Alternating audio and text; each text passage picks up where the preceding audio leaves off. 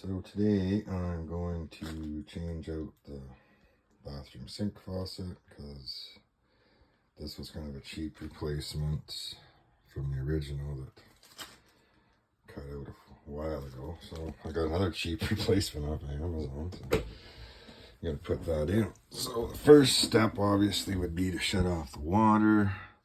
Kind of note which one is hot, is red, and blue is cold. And you can only see, oh yeah, there's the connections right there. So should be straightforward setup here. So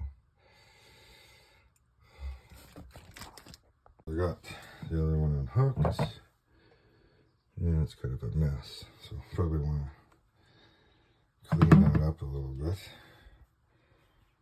So basically, stick that in the hole. And it comes with these locking nuts. You just put them on underneath. That on. And the problem with the other tap, it was so close to the edge of the sink, you always ended up splashing water. This one's fairly close to the edge as well, but at least it's higher up. We'll try it out. So I got the nuts tightened on there. I just have to. And then the RVs, you gotta make sure you get 1/2 inch. Because these fittings that are in the RVs are 1/2 inch and they just screw it on. They got a gasket. Put it on the right side.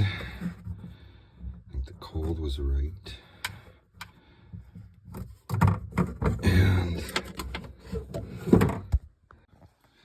Okay, so I got them both hooked up.